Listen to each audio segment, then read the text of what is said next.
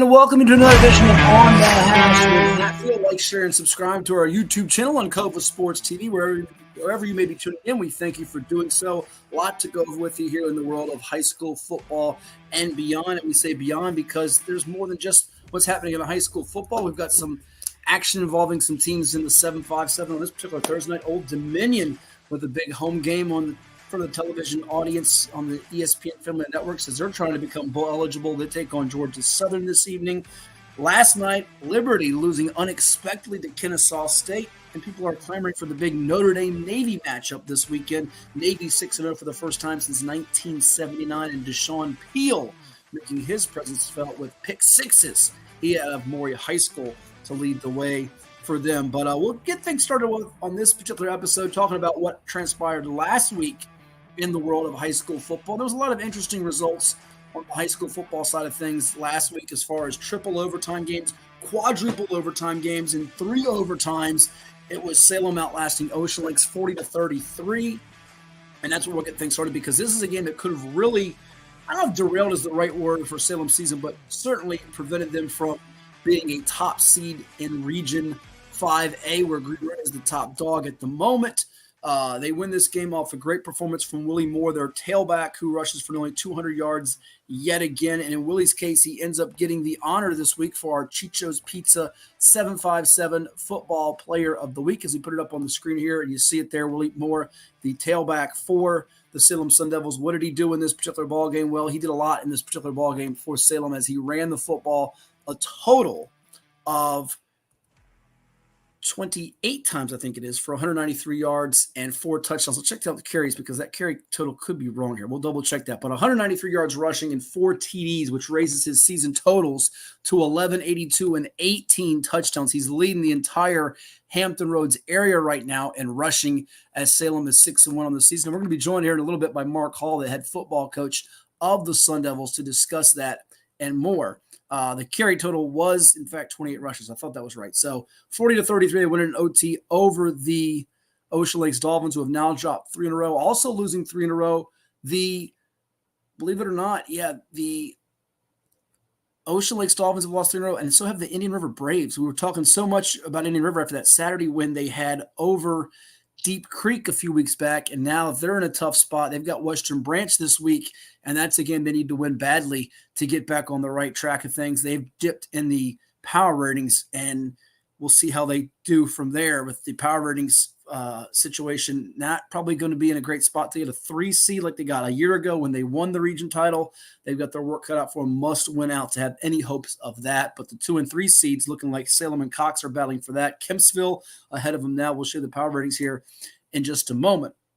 Other game I want to hit on, too, that went to multiple overtimes. We say multiple because it wasn't just 3. It was more than 3.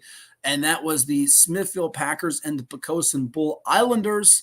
They had a game over at Smithfield High School where it was, in fact, Poquoson staying unbeaten this year with the win in 4 OTs. They get it done over Smithfield in a wild football game, 34-31, and doing it with a third-string quarterback. Heath Reynolds gets the touchdown run in the 4th OT as Poquoson wins it. Sophomore that had 17 rushes for 122 yards in that victory, and now Poquoson's thinking about those matchups at the end of the year. Lafayette is the big one that they'll be circling.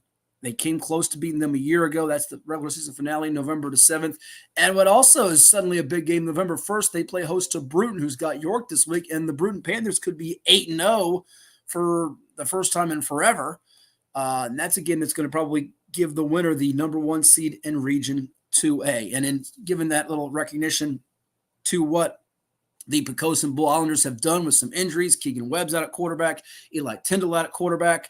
We do give our latest IL Giardino Coach of the Week to none other than Elliott Duty of the Poquoson Bull Islanders. You see it right there on the screen. They're now sitting pretty. First time they've had this kind of record in an awful long time at Poquoson as they have opened up the season in such a great way.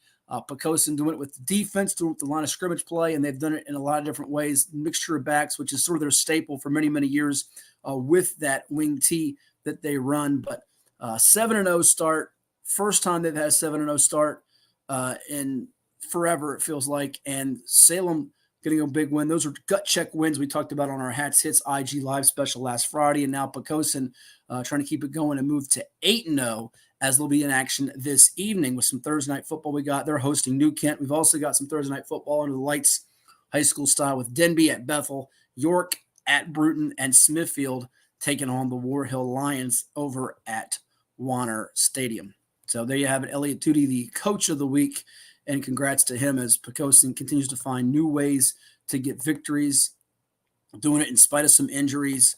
Their offensive line has been really consistent over the years, and it is, once again, this season, getting the job done for them week in and week out. They keep it humming there at Poquoson High School, and now down to at the third-string quarterback position, end up moving to a newcomer in Braylon Montgomery, a senior that ends up running the ship for them at offense with Webb being out and Tyndall being out. So that wing tee keeps rolling, and the defense stepping up as they're getting other guys such as Cam Stowers, Jason Kell, a bunch of different players making plays. The linebacker position has been pretty sound for them as well. So big kudos to Poquoson with that latest W. All right, let's go to the power ratings now, as we will put this on the screen for all of you. Some of the latest power ratings for the regions across the 757 and beyond, and give you my quick hitter thoughts on these before we get to Mark Hall, head football coach of the Salem Sun Devils, who will join us. Let's start in 2A, where we just talked about Poquoson, of course. And in 2A, you'll see it on our screen now. I think you'll see it on our screen. There you go. Poquoson is the top seed right now at 25.71. We'll zoom in just a little bit more for folks to see it a little bit better. Then you have Bruton, Southampton, Central-Lunenburg, Amelia County, Greensville, Nottoway, King William. Keep an eye on King William. You say, why, Matt? They're 1-6 or the 8 seed, but that's not an easy 1-8 matchup if they stay in that slot. Do figure they have a chance to move up depending on what Amelia, Greensville, and Nottoway do the rest of the way. Lunenburg, which just lost on Tuesday night to Buckingham, which we'll get to in 2B in a second. Figure they're going to still stay right in that sweet spot to be in a 4-5 game. But Southampton's had a really fun year. Their offense has been moving the ball and scoring at will at times. They beat Lakeland out of the 7-5-7 pretty handily. And that was back in September when they took down the Cavaliers 59-0. And they could present some matchup problems. Remember, they were at a 7 seed last year and beat Lunenburg to 2 seed in the first round. As we move it down to 2B for a moment, and then we'll have a quick interview for all of you, some Tuesday night football that I took in 3 hours away from home. Strasburg's the top seed. Riverheads, which has played in like 8,000 consecutive state championships. It's not quite that many, but they've played in so many state championships. They won about 7 in a row in Class 1, now in Class 2 for the second straight year. They lost a game early on in the year, but they have not missed much of a beat. Have the Gladiators with a bunch of new faces on offense, running the football with different guys because Caden Cook-Cash is no longer there, even to UVA. Defense has a bunch of new parts, but they don't rebuild at Riverheads. They just reload. They lost their third game of the year to Fort Defiance, took down Central Woodstock early, haven't scored a lot of points in some of these wins. In fact, they are 4-0 this year in games where they've scored 14 points or less. So they've hung their hat on defense, being disciplined and sound, which is their MO for many, many, many years now. Clark County, really nice story. We've got them now, I think, up to 5th or maybe 4th in our Class 2 top 10 on VirginiaPreps.com. Casey Childs has a team that has been battle-tested in that bull run, and I think come playoff time has a really great chance, whether a 1, 2, or 3 seed, to win that region. Then you have Buckingham, who's now sitting at 7-0 with this latest win because they were 6-0 before that. So they're now 7-0 with that, add that win that they just got over Lunenburg, Fort Defiance, Stewart Strath, Madison County, Central Woodstock, Page County, Luray, Stonewall Jackson. Going to be hard for those last 3 to get in. But again, look at Central Woodstock. They had forfeits, so their record really isn't a true 2-5. Not the team you want to draw in the first round if you're Strasburg or Riverheads. And just last year, Riverheads had to win the rematch with Woodstock, who they fell to 8-7 in the opener, beat 41-14 in the region championship. This year in the opener, it was a 10-3 ball game. So they don't want to see them in a possible 2-7 matchup in the first round or even a 1-8-3-6 situation. So you could have a couple live 7, 8, 6 seeds if you draw King William or you draw Central Woodstock. Those are the dark horses that are not your typical 6, 7, 8 seeds, should they be that, coming up in the playoffs. So before we move it up to class 3, 4, 5, and 6, and we'll do probably 5 and 6 later on the show with some picks and some thoughts on games this week, we will hear a quick conversation that I had with a couple of Buckingham Knights. Give them some love, give them some shine here on The Hash with Hatfield, which is available all the time on our Cova Sports TV YouTube channel. Subscribe to that, hit the like button, hit the share button. We're also up on VirginiaPreps.com, Facebook, LinkedIn, IG, all over the web, X or Twitter as they call it, at Hatfield Sports, and then shared on VA Preps Rivals and 757 Sports Talk. Two of the young men that helped the Buckingham Knights get a victory on Tuesday, 28-7 over the Chargers of Lunenburg. We're talking about Jayden Maxey and the quarterback / running back, Will Motley. Here's our chat with them Tuesday night under the lights on The Hash with Hatfield. All right, here with a couple of Buckingham Knights stand-ups. We got William Motley tonight, who ran the football 92 yards, had a TD pass, TD catch, key interception, and Jayden Maxey rushed for 139 yards. Throw a TD to this guy as they win tonight, 28-7. Will, Tuesday night football, how did it feel? I mean, you guys are used to watching the pros and the college dudes play on Mondays and Saturdays, Sundays you just play on Fridays. How was this like tonight against a district rival in Lunenburg? I mean, it was different on a Tuesday, but we came out here and we just played our game. Jayden, there was a little bit of a purpose after they got that first touchdown 7-0. It seemed like you wanted to go in overdrive and like, okay, this means business. Was there kind of an extra sense of, all right, let's go work now and do what we do? Yes, sir. We knew they were a good team coming into the game. Tell me about just the blocking you get up front. I mean, you guys give you and Will and the other rushers a lot of good holes, and it felt like the line of scrimmage when this game was won tonight. Did you feel that too? Or? Oh, yes, sir. My line always gets it done. Buckingham now 7-0 for the first time since 2010. Did you guys feel like you could be this good, and what's been the key from the coaches to give you that confidence to go out here and perform like you have? Oh, we know we could have been this good. It just took practice, a lot of motivation from the coaches. Sure. Hard work, dedication for sure. I know you guys have had some tough losses in the playoffs in years past. Do you feel like this team is different? How's this team different from past ones in your eyes, and how far can you go, and how good can you be? I mean, we have team chemistry like never before. I think getting past first round, and then we're going on from there. Two more for you. The interception for the half, it was 14-7. They were kind of trying to put a drive together. How much did that give you a momentum boost going to halftime? Tell me what you saw in that play. I mean, I was reading his eyes. I saw him throw the ball, went up and got it, and that was huge. They didn't tie the game for halftime, and we just held the ball out. Senior, right? Yes, sir. How much did this last hurrah with your mates, this guy over here, and your whole group that you want to have kind of a go out and a bang? How much has that been just the rallying cry from the summer to now? It feels great, the experience, the chance to play with them, and finish this year off with the people that I've been playing with since I was a kid. Well, great job for Jayden Maxey, Will Mountain, the Buckingham Knights. Watch out for them in Class 2. Congrats on winning, guys. Good job. Appreciate it. So Buckingham 28-7 over Lunenburg. They're one of the unbeatens remaining in Class 2. And as we put it back up here on the power ratings, as far as in the entire state in Class 2, you're looking at Poquoson and Bruton, Strasburg and Clark County, as well as Buckingham. That's 5. 2C, nobody's unbeaten because Glenver fell to Allegheny, and 2D, the Graham G-Men, who got 11 sacks in their win over Lebanon, they stay unblemished. So a number of teams in Class 2 still undefeated. Real quickly as we go to another one before we go to break here and bring in Mark Hall, head football coach of the Salem Sun Devils, who are in Class 5. We'll actually go through Class 3 and Class 4 while we have some time here. Class 3, Lafayette Rams, 7-0 on the season, 5-0 in district play. They keep humming along under Coach Andy Lynn. Never a problem for them to run the ball, get big plays. Their defense stifling, and they don't have that one marquee guy, but a number of guys have contributed to their success thus far. And Ball Mahog, the sophomore quarterback linebacker, really stepping into a bigger role for them this year. He actually missed a game and a half there, but he's still a major factor. Norcom's got a huge matchup this week with Granby as they're the 2 seed. Hopewell's quarterback looks like he's on the shelf for a while, if not the rest of the year. And Macari Tatum, Colonial Heights, Petersburg, York, Tab, Lakeland. There's a chance that you could have 4 of the 8 teams under 500, which is not an ideal situation for folks, I think, that look forward to the action in Region 3 for the playoffs. This feels like a Lafayette-Norcom foregone conclusion in the region title, and you give Lafayette a big edge. Not so much because they're more athletic or more talented, but they do what they do so well, execution-wise, their line of scrimmage play, and they have more speed than maybe the normal common person realizes as far as what they do out there on the defensive side of the ball. Looking at the 3B picture, you got Kettle Run, who got themselves another nice win as they took down Sharando. Thomas Jefferson of Richmond and Armstrong play in early November. That could decide a lot here in terms of the seeding, but Armstrong's got a ways to go to get to that 1 or 2 line.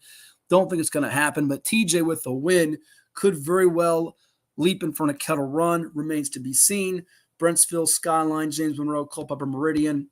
Looking at 3C, Liberty Christian, the defending state champs. They're the heavy favorite as long as Gideon Davidson's running the ball and he's getting movement from his future Clemson and current teammate on the line in Easton Ware. I don't see a lot of warts with that team. Their defense is not spectacular but sound, and they get enough from their passing game to keep the defense at least honest. Turner Ashby, they got a wonderful talent in Micah Matthews, Bu Baylor running the ball. They're really good, but can they get through that gauntlet to see LCA in the final? Because Allegheny's coming, got themselves a massive win, led by Desmond Jordan, beating Glenver last week. Heritage of Lynchburg would love another crack at LCA because they've played them closer than anybody really the last 2 years. Came within a score in that game. And then you got Rustburg, Stanton, Wilson Memorial, Monticello below that. 3D, that region's interesting. You got Laura Botetourt and William Fleming this week. I give the nod to Fleming right now, but it would not surprise me or stun me whatsoever if Jamie Harless's Cavaliers do pull it out. I don't doubt them. They are strong up from the line of scrimmage if they can minimize the big plays that Fleming can come up with. Then you got Abingdon, William Byrd, Magna Vista, Christiansburg, Carroll County, Northside. Northside could be alive. 7 or 8. Say we talked about that before. Maybe not team you want to draw in the first round in Region 3D for that. So we'll see how that plays out. But William Byrd's coming off the loss to Laura Botetourt, favored in that region right now. Might just be Botetourt, but I would circle Magna Vista as one to watch because they have a lot of firepower. If they get some of the defensive breakdowns they've had in some of their close losses, such as the one at GW Danville ironed out, they could be the team that comes out of there. But they're a 2, 3, or 4 seed. Don't think they'll get up to the 1 line in 3D. As we go up to Class 4 here, before our timeout, and bring in Mark Hall of the Salem Sun Devils. Phoebus, head and shoulders the favorite. They do have the big game coming up with the Warwick Raiders in their Peninsula District Showdown a week from Saturday. That's going to be November the 2nd at 12 noon at Darling Stadium in Hampton. And we hope to have on the AD of Hampton next week, Justin Vias of the Crabbers, to break down the announcement, or I guess I should say the ceremony coming up on Halloween night at Darling, where they will be putting Mike Smith, the longtime Crabbers coach, legendary coach, into the Hampton High Hall of Fame. That'll be at halftime of the Bethel-Hampton rivalry matchup on Halloween night at Darling. So he'll talk about that with us and everything going on with Crabbers athletics. We hope. Hampton's right behind Phoebus in that region. They could see each other in region final again. Smithfield's had a couple of injuries, but we won't count them out. Remember, 4A this year goes to 6 seeds making the playoffs, not 8. So that means if you're below Denby right now in that cut line of 6, Gloucester, Jamestown, Manor, don't see you getting in. 4B is really where the action is at in Class 4, in my opinion. You've got 3 legitimate state championship contenders. We talked about it last year with Dinwiddie, King George, and Verona. This year I swap out King George just from the premises of a championship team for Verona, Dinwiddie, and Huguenot. Huguenot is mighty potent. They put up some major numbers in their win over LC Bird. And their receivers with Ivion Lewis and Markel Dabney, they are the truth. Verona's defense is for real. And we know Harry Dalton, that quarterback, running the rock and throwing it, is no joke either. So a lot to watch out for in that particular region. And that should be a war. Those second round games should be a real war to see who comes out alive, if you will, in those games. Looking at 4C before we head to break, and 4D, John Champ is unbeaten. They've had a heck of a year with Mr. Harvey catching passes for Lee Carter's Knights from Brendan Pena, the quarterback that transferred in from Stonebridge. Their defense has bend but don't break. Tuscarora getting better and better. They got themselves a pick 6 last week, and Dawson Powell at wide receiver. I should say, at wide receiver. He is a real problem for defenses right now. He's going to Boston College. They've also got a safety going to NC State and Tristan Teasdale, a defensive back going to Howard and Ejike Honoro. They've got talent on that Tuscarora team. Had that early blemish against Independence, but they have responded well from that loss. Then you got Loudoun County, Woodgrove, Loudoun Valley below that. Loudoun County, Loudoun Valley, Woodgrove, one of those 3 could be the sneaky team that keeps us from having a John Champ Tuscarora region final, but I do anticipate we do get a Champ Tuscarora region final. Woodgrove might have the best player in that field in Connor Salmon, the junior wide receiver, who is dynamite. Pull up his highlight tape. Watch him if you haven't. He is absolutely a game wrecker from the receiver position, and a good one for Woodgrove. And in Region 4D, GW Danville, they had a loss early on in the season to Dinwiddie, and ever since then they have been really rolling and figuring things out. Nick Anderson's Eagles looking like a team that can go a long way this year and possibly even win that region, which did not seem like it was a reality, or I should say something that would be put into reality back in August, because there was a lot of question marks about this team. And here they are since that 55-21 loss to Dinwiddie. They've only given up more than 21 points one time, and that was a 42-36 back-and-forth battle with Magna Vista. So they can finish up 9-1. They got Halifax, Mecklenburg, Tunstall to finish out the schedule. I like where they sit, and they have been a really neat story behind their quarterback leading the way for GW Danville, and Mr. Cable. Nehemiah Cable has been really, really accurate and precise with the football, throwing it all season long. Then you have below them, as we pull up the rest of the 4D bracket, Jefferson Forest, tough physical football team that has a really good defense, a championship-level defense out of that Seminole district. JT Cruz's team been battle-tested. Sharando, Hanley, Mecklenburg, Salem. Hard to believe Salem could be a 5, 6, or 7 seed where we sit today. That can change a lot. And then you've got EC Glass just trying to find their way in, which we never think of with them. They're the 8th seed at the moment, just hanging on by a thread over James Wood. This bracket is far from being settled. This one's going to have, I think, the most movement remaining of the ones we've shown so far in Class 4. I don't think there'll be a lot of movement in 4A, 4B, or 4C, but there will be some shifting around in 4D between now and playoff time in early November. So there you have it. We'll come back later and do Class 5 and Class 6 for all of you. Hate to leave out Class 1. We talked about them last week on our podcast, which you can find. Go back on our Cova Sports TV channel and see the interview with William West of Rappahannock, and on VirginiaPreps.com. We've got our archive for you there too. But when we return here, if we take a quick time out, we'll be hearing from Mark Hall. He is the head football coach of the Salem Sun Devils. Once upon a time played at Green Run. And Mark's team has a big matchup coming up with the Cox Falcons. That's coming your way here on The Hash with Hatfield. You see 757 Saturday Sports Talk, little promo for that. You can check it out with Coach Young and me every Saturday.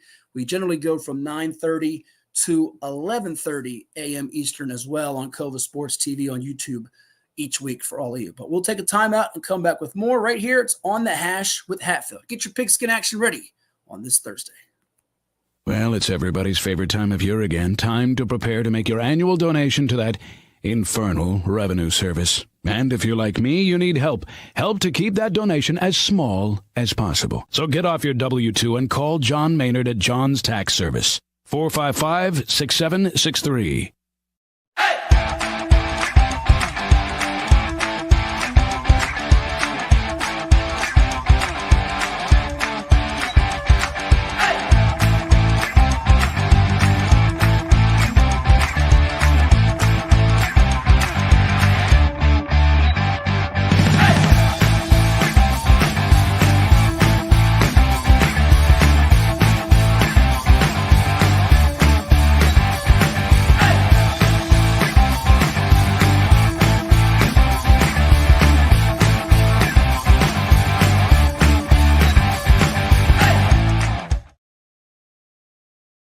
What makes a life a good one? Is it our adventures? Or the friends we find along the way? Is it the challenges we conquer together? Maybe it's the people's lives we touch every single day. So, what makes a life a good one? You'll have to figure that one out for yourself.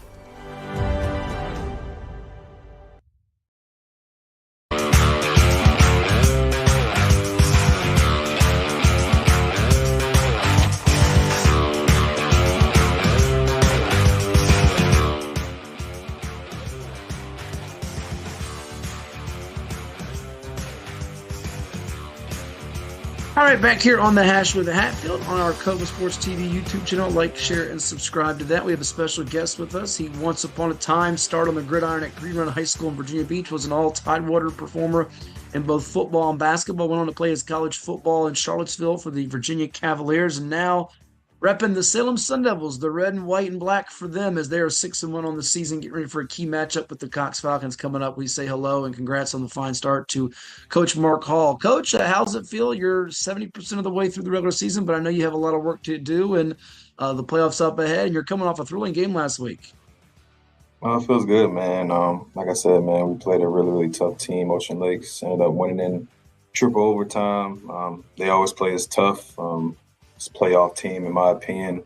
Well, we were excited that we came out on top. Like I said, and we're not looking past anybody, and we're just taking one game at a time. Obviously, our next opponent is Cox Falcons, and we just look forward to playing against those guys. For sure. And we recognized on our pod earlier the Chicho's Pizza 757 Football Player of the Week, coming off a 4 TD effort. Ran for about 200. He's up to, I think, almost 1,200 for the season. Willie Moore for you at tailback. I want you to touch on him in just a bit. But that Ocean Lakes game, I know that was not an easy one. 40-33, triple overtime on a night where there was a 4 overtime game in the Bay Rivers with Poquoson and Smithfield. And one of the coaches that I bumped into over the weekend that I guess watched the game said, I tell you what, that quarterback for Ocean Lakes, I know you got a lot of respect for Noah Colon, is going to Hampton University. He said he was like Johnny Manziel out there playing the game for them. Just tell me about just what it was going back and forth within the decisions and the nerve-wracking. In some ways, it's good to have a triple overtime game, but I'm sure the anxiety is always high in those moments, right? Yeah, it's a good thing to have those games early in the season. Just knowing that, we can get through those triple overtime games. It was a playoff atmosphere. Hats off to, the coaching staff, hats off to my little cousin Noah. He's a really, really good ball player. Obviously going to Hampton to play receiver, but he's just a pure ball player. Very, very smart IQ. Made some very, very smart decisions. Checked a lot of audibles at the line of scrimmage. We could see it. Was just a, distinguished player, and, just was a straight ball player, and, had that team on his back, and, made a lot of big plays when, down the stretch. And they just came ready to play. And our guys, not saying our guys didn't come ready to play, but those guys, came ready to play. Our guys came ready to play, and they're just a really good ball team. Yeah, brought the best out of them and him, and it certainly brought the best out of you guys in Crunch. I know you said little cousin, so there's a little blood there, little family there. Yeah, he's that's my family. Yeah, a lot of people don't know that. So yeah. Now, from all your days playing at Green Run and college football at UVA, have you ever been involved in a triple overtime game? If I remember right, you played a double overtime game in your high school career. Was it Menchville in the playoffs? I don't know if you've ever been in a triple overtime game. Yeah, not a triple overtime, double overtime. I think it was my last game of my high school career. I believe it was, it was against Minchville. We were the 8th seed. They were the 1 seed. It was over at Woodside. We played against them. Wow. And we went to double overtime against them. We ended up losing, I think, by 2 or 3 points or something like that. But that was a pretty tight-knit game too. They were a really good team also. They were the 1 seed. I remember that. Yeah, I was covering another game that night. It was, as you know, back that was in the Eastern Region tournament days before they broke it up into 6 classifications. I think I was covering like Maury and Nansman at Kings Fork, which was a good game too. But I do remember that vaguely. Good to be on the winning side for this case. Let's talk about your football team, because right now you have a lot of different guys that are contributing and stepping up in a big way. And I want to begin before we get to some of the offensive guys, certainly like Willie Moore and Scooter and Kassir Patterson, who balled out even in your loss to your alma mater in Green Run. Marcus McCoy, he's tops in the area, I think, in sacks and tackles, and he just continues to play at a high level. And you were a linebacker, so is he threatening some of your personal accolades and what you did on the field? Yeah, Marcus is, in my opinion, he's better than, he is way farther than what I was in high school. Marcus has that motor in high school. Right now, I think he's about 17 or 18 sacks right now in the season, and we still have a lot of ball to play. He has something that, a lot of players don't have, and he has that tenacity, that want to go get the quarterback off the edge. Very under-recruited, man. We just tell him to stay patient. He's good in space, but, his specialty is coming off the edge. I think he has about 60-something tackles, a lot of TFLs. I don't know off the top of my head, but I know he should be top in this area right now at sacks. But he plays the same every single game, and that's, getting to the quarterback, when we send him off the edge off of blitzes. And we try to move him around in different packages because, I know teams try to scheme against him. But we definitely try to use him in the best way to get him to their weakness, their weak side, or, get him free to make some plays. Yeah, and certainly playing on a team where you've got a Jalen Gilchrist, who's a 4-star top offensive tackle in the state and among in the country, going to Maryland, and Jason Scooter Williams, your quarterback, who's committed to Navy, defensive back who plays wide receiver for you as well, and Fabian Wells going to Howard, among others. It's going to open more, I think, doors for him as he moves, because he's just a junior. For you all, you obviously got off to a really good start. You won your first, I think it was 4 or 5 ball games, 4-0, then had the hiccup with Green Run. You've won the last two against Killam and Ocean Lakes. What'd you learn, kind of, if you were to break it up into three segments? I know that's what kind of a season can be, the beginning, the middle, the playoffs, if you will, the end. But kind of break it up to what you learned about your team early on, the adversity you fought through, and then where you are now as you get ready for these games coming up to close out the season. First, obviously, we won the first four. I think we won the first four. We had a lot to prove. A lot of people didn't think we had the team that we had last year. We had a lot coming back. We still have a young team, in my opinion. We do have a lot of seniors, but we still have a lot of potential. A lot of young guys still stepping into some big roles. But we did come into the season 4-0. Come into this, up into that Green Run game 4-0. Took a big loss to them, obviously. They came in and beat us, I think, ended up winning by, 20 points or 21 points. And what I told the team is, this doesn't define our season. They got this one, and, we got to take that one on the chin. And, we will see them again. But we have to, take one game at a time and focus on, the next team. So I think those guys took that, and, obviously we know that game is in the past. We know we lost that game, but right now our focus is playing against Cox, and we can't, keep dwelling on that Green Run game. And I keep telling them that, because our guys do remember that game. Obviously, we can't act like it didn't happen. We took a L, but our focus is on Cox. And when we do get the opportunity, or if we get the opportunity to play them again, then, we will. We'll be prepared when it'll be a difference. So. Sure. And I want to get to the Cox matchup because there's also some revenge in the minds for you guys in that one from what happened a year ago in a game that you had and let it get away. But going to a guy that played well in the loss for you is Kasir Patterson, 24 grabs for 536 and 6 TDs on the year. And just a sophomore, he made a couple of ooh-ah plays in that game. And I know you were really high on him back from the summertime to now. What have you seen in terms of his progression and how good can he be in your eyes? I think Kasir has, potential to be one of the, best receivers in the area, especially at being a young guy, only being a sophomore, man. Very, very elite guy. Long, lengthy. I think has about 10 offers right now already. Hasn't been to too many camps, so he's still under the radar. But he's going to start camping, so he'll start to get that national attention that he deserves. But he has really soft hands, runs really, really good routes. And can get open, man. He's just an athletic kid that, we can go up top with. And, once he gets past you, you're not catching up to him because of his length. But him being so young is really, really good because the sky's is the limit, with his, he's a young kid. So as you get older, your body develops when he gets in the weight room more and his body develops even more and he starts lifting and he squats more. He's going to grow into his body and he's going to become that receiver that he knows he can be. I know your quarterback, Scooter, Jason Williams, whose dad's also on your coach staff, they've got to be pumped with how Navy's performing because they got a big game coming up with Notre Dame this weekend, and he's headed there for the time being in terms of his 10 TDs to 2 interceptions, coach. That's jumping out to me that, he's healthy this year. He was dinged up in some previous seasons. He's protecting the ball well, but he's also shown the ability to go out and run, which he's got the nickname of Scooter. What's he bring in terms of just the overall package for you offensively? And as he goes, so do you guys, right? Yeah. So one thing we put emphasis on this year is, Scooter, we know you can run. Scooter's actually the fastest or second fastest guy on our team right now behind the freshman that we have in our team. But Scooter, we know that he can run the ball. We know, but he's a hard-nosed guy, and we told him we don't need you to be Superman. So get your yards and get out of bounds, slide or whatever. He wants to run you over though, because that's the type of player that he is. So we just want to focus on his health. We know we can throw the ball. We know he can run.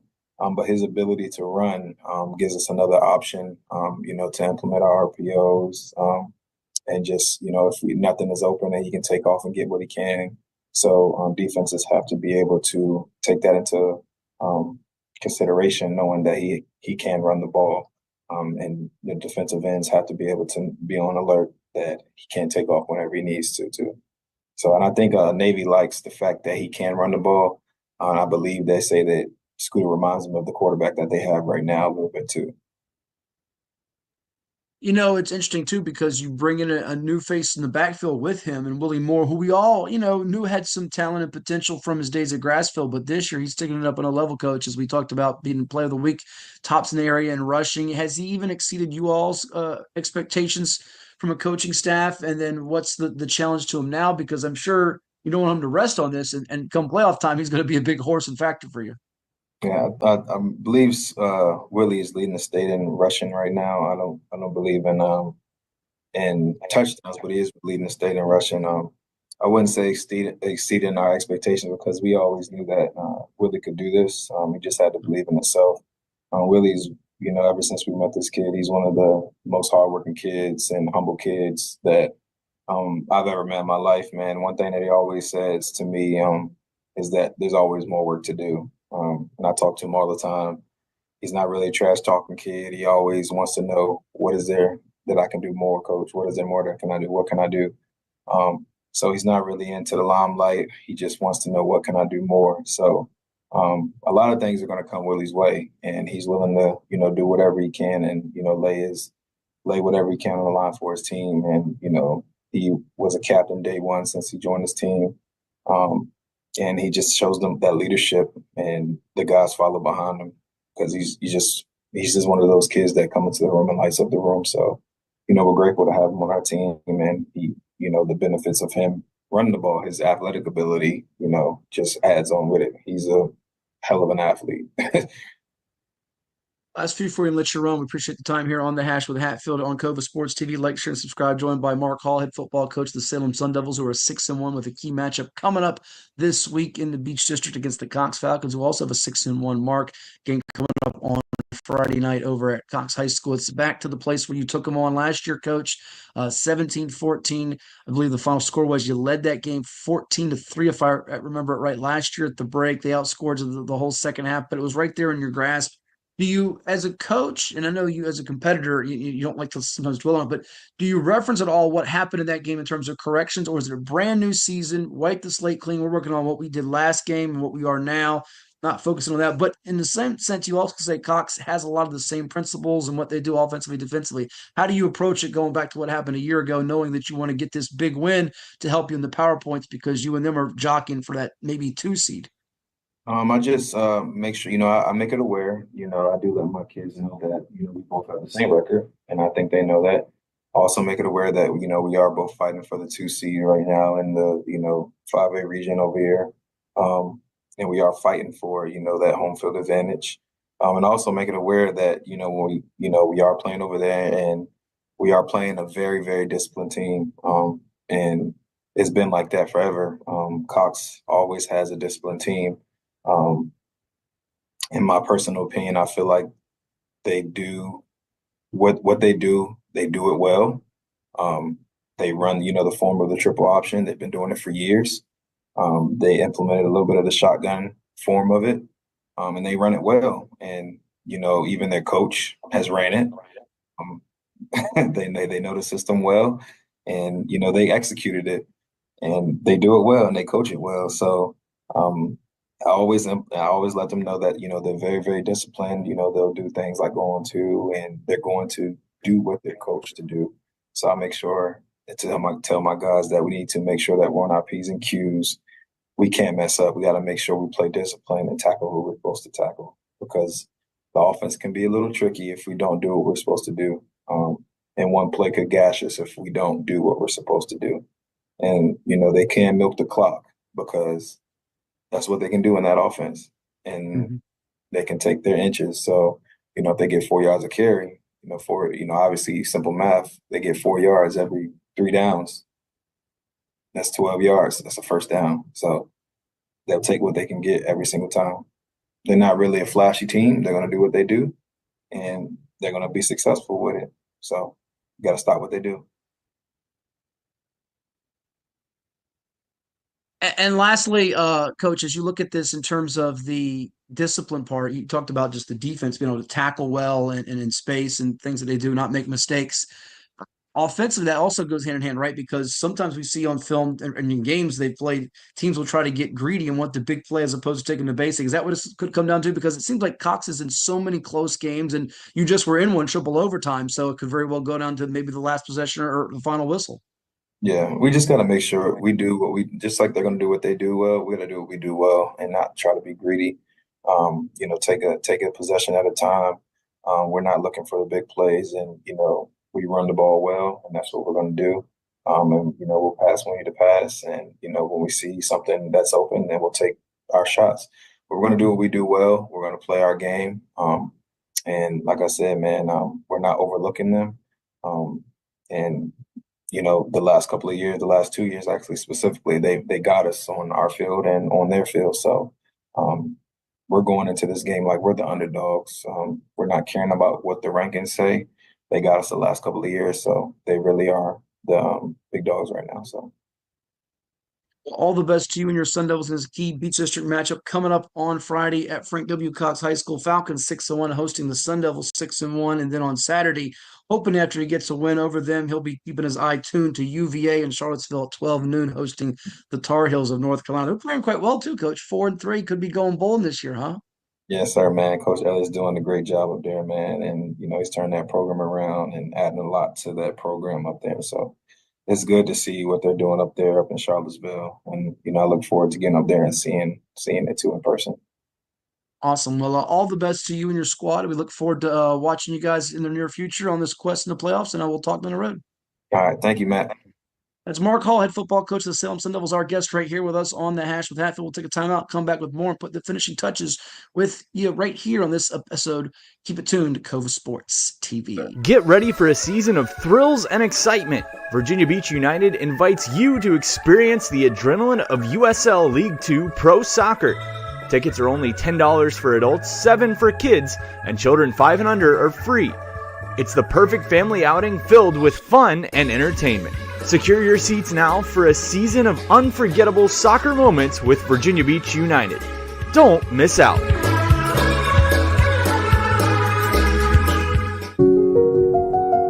I grew up here. I know this town. I know the people here. More important, they know me. As a banker at Town Bank, we become part of the communities we serve. The people who bank with us, our members, know us.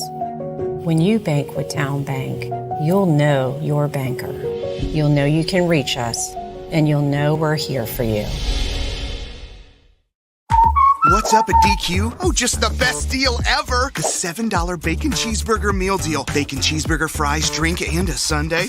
No time to be modest. It's all full size for just $7. Right now at DQ. Happy tastes good. Well, it's everybody's favorite time of year again. Time to prepare to make your annual donation to that infernal revenue service. And if you're like me, you need help. Help to keep that donation as small as possible. So get off your W-2 and call John Maynard at John's Tax Service. 455-6763. What's up at DQ? Oh, just the best deal ever. The $7 bacon cheeseburger meal deal. Bacon cheeseburger for a limited time, plus fries, drink, and a sundae. Yeah, this is not the time to be modest. It's all full size for just $7. And there's bacon on that burger. The $7 bacon cheeseburger meal deal. Now for a limited time on the $7 meal deal lineup. Only at DQ. Happy tastes good. Well, it's everybody's favorite time of year again. Time to prepare to make your annual donation to that infernal revenue service. And if you're like me, you need help. Help to keep that donation as small as possible. So get off your W-2 and call John Maynard at John's Tax Service. 455-6763.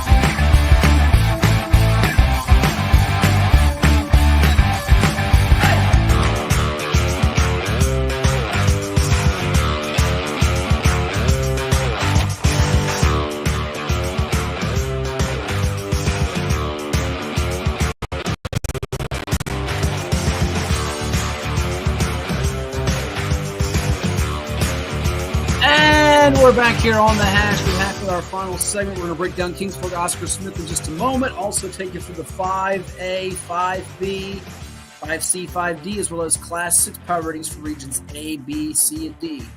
E, F, G, H, I, J, K, L, M, N, O, P. No, we're not doing the alphabet.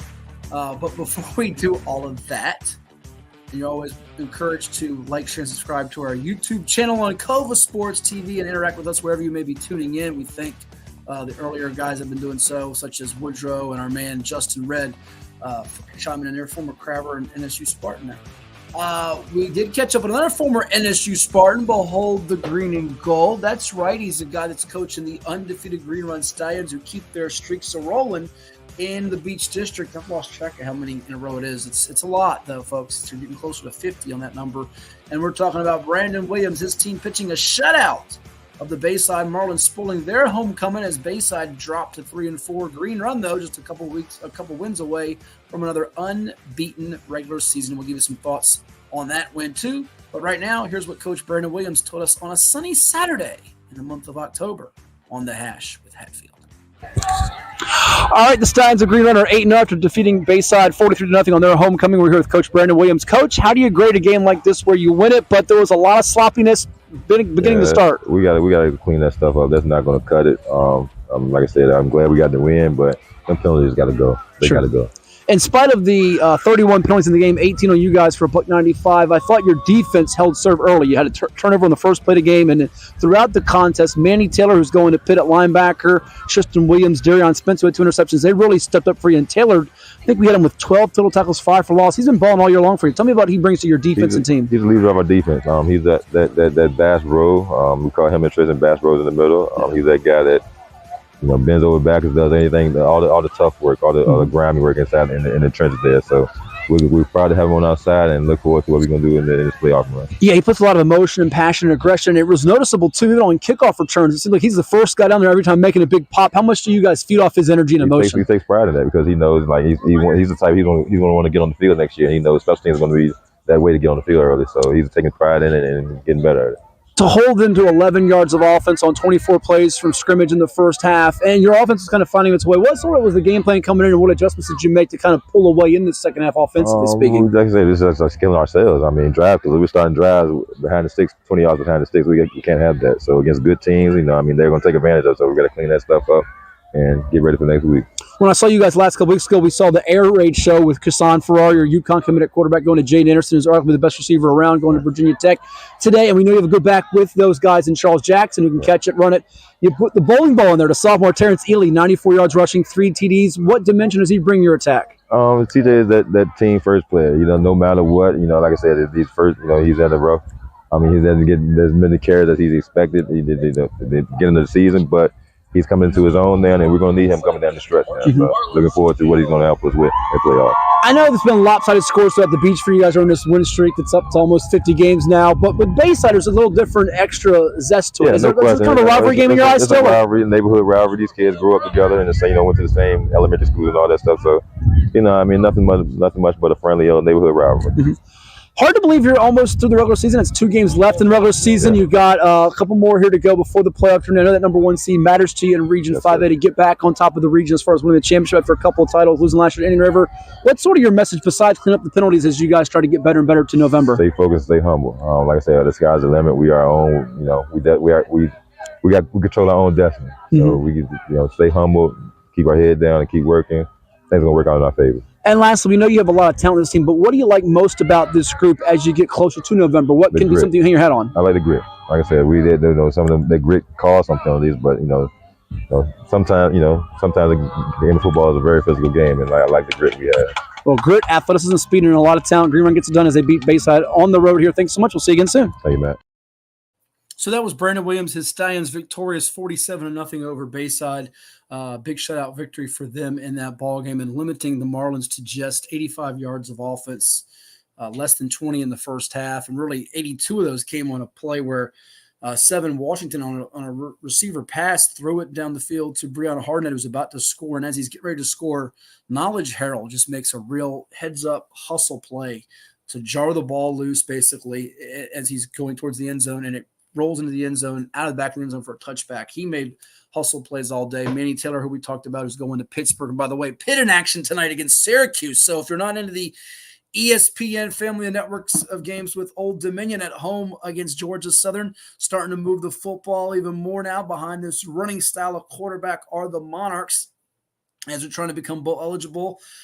They've got the game on ESPN, the main ESPN channel with the Syracuse Pitt game, which is a key ACC matchup. Two teams still trying to get to the ACC championship game, although Miami and Clemson and SMU are the favorites there. But ESPN2's got your ODU Georgia Southern game, where the Monarchs have gone from a slight favorite now to a very tiny underdog as that line's teeter-tottering. But Colton Joseph has given the Monarchs a new dimension there at the quarterback spot as they've got a little energized behind him these last few weeks.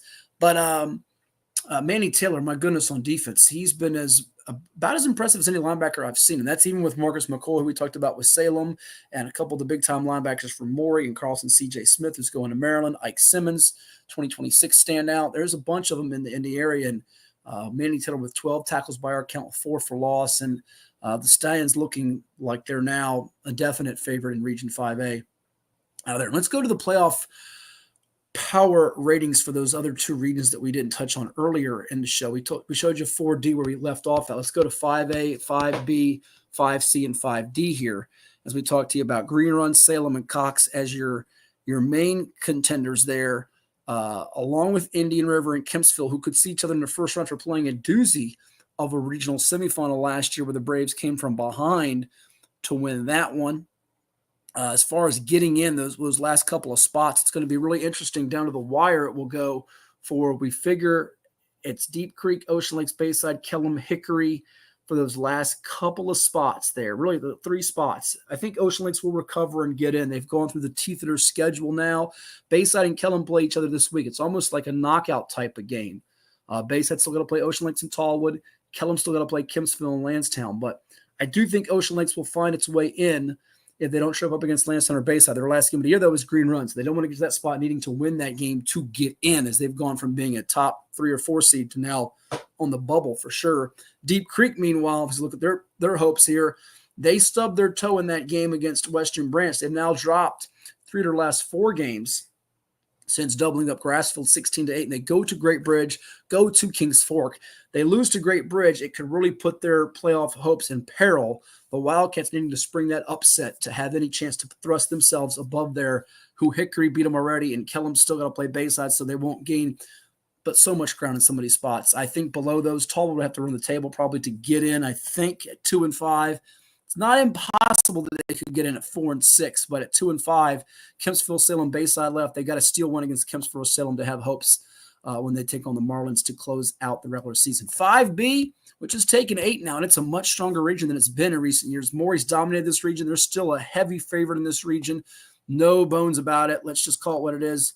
Until proven otherwise, Maury is the team to beat. Case closed in my eyes. But I will tell you all that Kings Fork, Warwick really feel like they've got the makeup to do it. Warwick's got some games coming up, some proving games. Hampton coming up. Let's see if their defense can be as stifling with that front 4, that group led by Christian Corbin on the D-line, Isaiah Emery at linebacker. Can they shut down what Marcus Chapman has done for Hampton, coming off a 5 TD performance, I think it was last week for the Crabbers in their blowout of Menchville? And in Kings Fork's case, they've got a huge test, which we're going to break down in a second, the game with Oscar Smith coming up. What a monumental showdown this is. Kings Fork has been the flag carrier of the Southeastern District. Can they make it 2 years in a row running the table in the district? They're going to try for that, and they've got the defensive components, they believe, with Brandon June and Joshua Pittman and those guys on the back end that are really stepping up. Of course, one of the youngsters, Reginald Davis, was just highlighted by our guy Will Garlick on VirginiaPreps.com, and his prospect watch is Zachary Walton back there, Carl Alline Jr., who plays some wide receiver for them too. There's a number of guys. Danash Rogers, another guy that doubles at wideout DB. This is a real test for them coming up, and they know that getting this win keeps them from dropping below a Warwick in the power ratings. Nance Minerva got themselves a massive win. Tyrell Grant, their quarterback, got hurt. They found a way. They put Tavon Douglas in there and beat Indian River on the road coming from behind. And Granby, they have to be on upset alert because everybody's pointing towards that showdown end of the year in Norfolk, Eastern District with Maury. But they better not get caught sleeping on the Norcom Greyhounds, who have the ability, coming off a bye week. Before the bye, they beat Churchland. And Matthew Alton put on a show, was our Chicho's Pizza Player of the Week last week, the Penn State commit. Penn State, who, by the way, survived a game with Southern Cal a couple weeks ago, and they still remain very much in the Big Ten championship hunt and playoff conversation. And even though they've got some off-the-field issues with a couple of guys, one of which is from our state, with a not-so-pretty situation that we won't delve into on this particular show or episode. Nonetheless, Norcom, you better watch out for them because Granby was fortunate in a lot of ways to get by Churchland last Thursday night. Bethel is starting to pick up some things on defense. Amari Pryor is running like a man-child for David Porter's Bruins, and they have upset minds there. The last seed, though, as we look at it, Mitchell's probably going to be locked into the 7. We think, unless some crazy things happen, we think that's where it's pointing. And Woodside's going to probably secure that number 8 seed as we look at it big picture for the playoff projections in Region 5B. Going to 5C and 5D here before we close up with Class 6, and then give you some thoughts on the game of the week with Oscar Smith and Kings Fork. William Fleming Matoka, top dogs there in 5C. LC Bird took a tumble with that loss in the power ratings. Their loss last week to Huguenot. Hard to believe they go from being in a top 3 line to now dropping to a possible 7 seed with Matoka in the first round.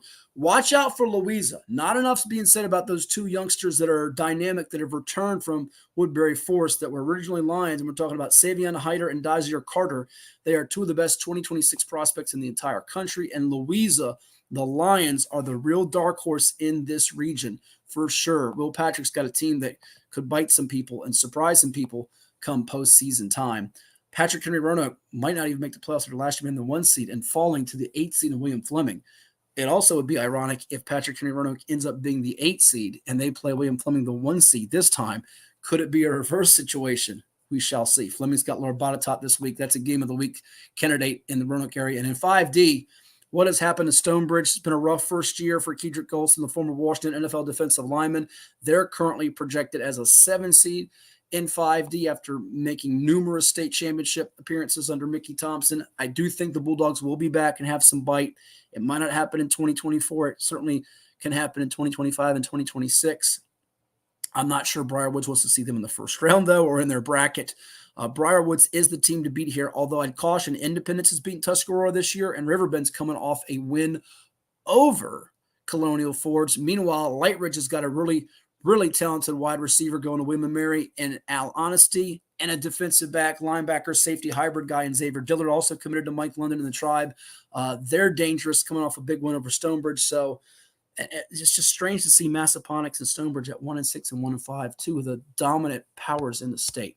Class 6, a lot of fun in Class 6. You got Oscar Smith at 7-0, riding high. We'll see what their offense can do coming up against Kings Fork. Glen Allen, 6-1. That's where Malik Sexton is the head coach. Took over for the former Tigers running back now at William & Mary and Perry Jones. Highland Springs, Thomas Dale. Thomas Dale's quarterback, it sounds like he is likely on the shelf for a while, if not the rest of the season. So that could put their playoff hopes in terms of being a championship-level team in some serious question. Not the same team that they had to start the season. And with that being the case, you do wonder about the Knights being a team that can advance. Ethan Medley, that quarterback, by the way, who's out with the collarbone injury. Manchester, Western Branch. Manchester with a first-year head coach. Really, the battle's going to come down to see who gets that last 8 seed, I think, between Western Branch, Deep Run, Grassville, Meadowbrook, Cosby, Lansdowne. You sort of like where Western Branch sits among that group of teams. They're thinking they can get to a 7 line, which is where they're at right now. Still a lot to shake out in Region 6A because Grassville and Western Branch have to play each other. Lansdowne still got 3 games that can determine if they're going to be at the bottom of this or they can jump in there with Robert Jackson's Eagles, who have a lot of underclassmen, a bunch of freshmen, sophomores seeing the field this year. And Xavier Cleveland's had a breakout year with interceptions at defensive back for them despite their 2-5 record thus far. Going over to 6B, where it is mighty interesting. You have a couple unbeatens in Stafford, who has been the comeback kids, roller coaster games for them all year long. Battlefield's right behind Stafford. And then you've got North Stafford, who lost to Stafford, had a lead late. Colonial Forge is behind Patriot. Gainesville's dropped 2 in a row. You go from undefeated to now you're sitting at, a possible 6 or 7 seed for the playoffs. Go figure how quickly it can change. It's going to be hard for some of these teams like Colgan, Forest Park, Mountain View to squeeze in there. I'd keep an eye peeled on Brook Point. If they end up being right now 4, 5, 6, 7, the 8 seed and play Stafford in the first round, that is not an easy game for Stafford in the first round in a 1-8 scenario because Brook Point can score. They've got a quarterback who's got ability, Mr. Dombrack, and they won't be afraid of Stafford with the familiarity of Commonwealth District rival. And earlier this season, they played a 63-56 head-spinning game. So that would be a fun 1-8 game if we do get it in the first round in 6B. And then to close up shop here, 6C and 6D, you're looking at 6C. Hayfield's the head and shoulders, knees and toes favorite with Juju Preston, the Clemson commit, now back in the fold after not starting the season for them at wide receiver. Jeff Overton Jr., the running back who's headed to Virginia Tech. He is as dynamic as a running back can be, catching the ball, running the ball. Lake Braddock's recovered from a couple of early blemishes, one of which came in Madison, one of which came at the hands of Westfield, West Springfield, Fairfax, South County. If there's a surprise team, it might be South County, but this is Hayfield's region. I'd be stunned if they get a test in this region with the way things are looking right now, to be perfectly blunt with you all here. And in the 6D, Madison's trying to make it, I think, now 5 straight region titles. Washington Liberty having a really good year, and the game of the year in that Liberty district is going to come that same day that Phoebus and Warwick play up there in the Arlington area. You got Washington Liberty at Langley, a 4 p.m. Saturday, November 2nd game, likely to determine that Liberty District Championship. Should be a fun one. Langley's lone blemish came in a close one to George Marshall, who's the 4 seed, and Westfield as a 5 seed. They're hoping for another crack at their Concord District rival in Madison because it was a 1-score game when they met earlier this season. They've played Madison tougher than anybody here as of late. So that is one to keep an eye out for as well. So that's going to close up the power ratings. And as we put the finishing touches, the games this week, Warwick and Hampton is a good one. I give the nod to Hampton, or sorry, to Warwick, 24-14. I got the Raiders in that one. Coach Young agrees. Granby and Norcom in Norfolk. Coach Young is going with the Comets. I got the upset special. Granby fans get mad at me. I'm going with Norcom to surprise them. I think Matthew Outen has another big game in him. And the Greyhounds rested from the bye week. Oscar Smith, Kings Fork. Coach Young is going with the Bulldogs to have the last bite. I'm going with the Tigers. And to break that game down real quickly, I think, last year it was won by Kings Fork close. I think it was 21-19. Javon Ford was a man-child, a beast running the football, 44 carries for 235 and 3 touchdowns. This time around, can he do that against the Oscar Smith defense? I'm not sure that he can. Not that he's not good, because he's great. The thing is, can he run the ball that many times, and will the Oscar Smith defense let him dictate the flow? I'm not so sure that they will. The back end is really good, as we saw against Indian River a couple weeks ago with Jamari Deloach, who was going to Cincinnati, and Jayden Dabbs, the safety, headed to Army, who we interviewed here on Cova Sports TV a couple weeks ago. You also got Romero Copeland back there. You've got a bunch of talented guys back there. Jaden Koval, younger brother of Clemson DB, Sherrod Koval. So Kings Fork is going to have to pick their poison carefully through the air with DeAndre Artis-Boone, the quarterback. His legs will be crucial. And then for Oscar Smith, Lonnie Andrews III has really shown some poise back there. I think the Tigers have a couple of backs with Tajay Curtis and Brendan Nesbitt that can move the pile. The Kings Fork defense, well, they have a lot of playmakers on it. Can they shut down Oscar Smith's offense for a full stretch of a game where we're talking about 2-3 possessions in a row, a whole quarter? That's the real challenge here. They are playing better the last 3 weeks, giving up just 21 points against Indian River, Grassville, and Lakeland since the Nance River escape, where they won 32-27. So that's something that's crucial. And then the leg of Jean-Pierre Belay is something to watch out for. He's made some field goals this year. He's been one of the better kickers around the 7.57. Could his leg be a factor in terms of field goals, extra points, also trying to pin the Tigers in terms of field position? This feels like a real evenly matched game down to the wire. You've got the subplots and storylines with Anthony Joffrion, the head coach of Kings Fork, once played for Chris Scott at Ocean Lakes. It probably goes under the wire like last year's game. I don't think there will be a lot of big scoring plays. I think this will mostly be a game between the tackles. And in that type of game, I give the nod to Oscar Smith. I think line of scrimmage may be a slight edge there for them. They have just so many different guys they can rotate in on all 3 levels of their defense. And I think it will be harder for Kings Fork to break off big plays on them in this matchup. But it's a fascinating game between 2 teams that have region title and state championship aspirations and should be. I would be surprised if it is not a close game. I'd be surprised if either team is able to get separation. And when I mean separation, I'm talking get up by more than 14 points in this game. I think 14 is the most. Either one gets up, like 21-7, 14-0. If either one stretches it out beyond that, I'd be very, very surprised, bordering shocked. I just think this game, there's so many really good football players on both sides of the field. And I think after losing last year, some of those youngsters that were on the field for Oscar Smith that tasted that, they don't want to lose their homecoming game. Tiger Cage, that place will be rocking on Friday night in Chesapeake at Beard, DeLong, Easley Field. We're looking forward to it to see if Kingsport can keep the Southeastern District streak going and if Oscar Smith can get back on top. That's going to close out this episode of On the Hash with Hatfield. We thank you all for tuning in. Make sure you hit that like button, that share button, that subscribe button, and we'll do it again with you next week on Halloween. What costume will I be wearing for Halloween? You'll have to tune in and find out. I might do it a day before Halloween, though, so I don't have to dress up. Anyhow, have a good one. Enjoy all the football action, and we'll talk to you next time right here on The Hash with Hatfield.